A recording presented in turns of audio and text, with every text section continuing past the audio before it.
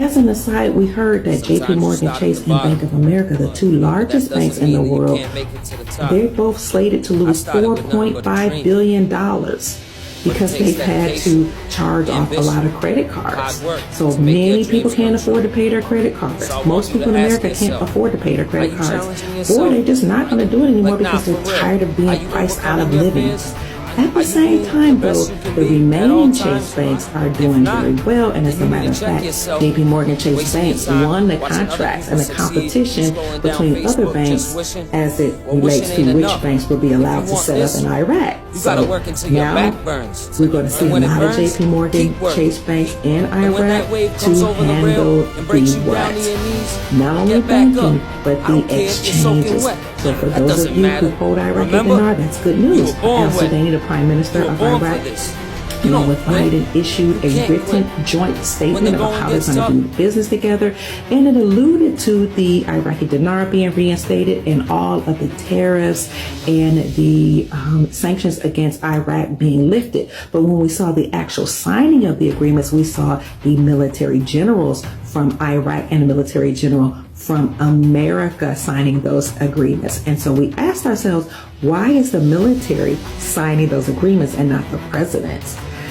I showed you the video on my channel, on my YouTube channel, Dr. Kia Pruitt YouTube channel, and the only thing I can come up with is the reason why we saw that is because the military is now in charge. Our Constitution already has stated that silver and gold must be used as money according to Article 1, Section 10, and we see 45 states in America repealing or removing the state sales tax from the sales of precious metals, which is in alignment with the Constitution that says the only thing that can be used to pay off debts are silver and gold.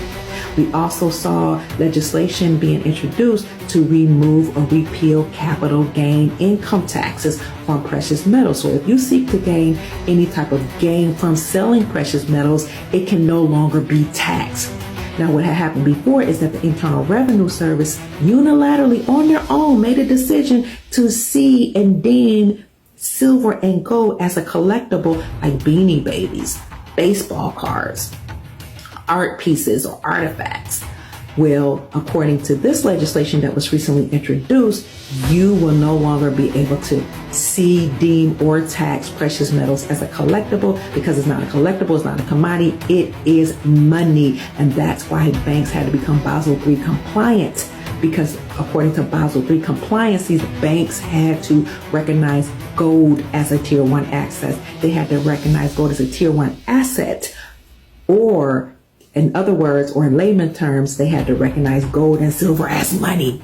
You know, interestingly enough, the second part of Basel III compliancy is that banks had to prepare for and be ready for Tier 2 assets. Tier 2 assets are called reserve assets, which are your foreign currencies. And most recently, we already made this announcement. I did a whole video on it.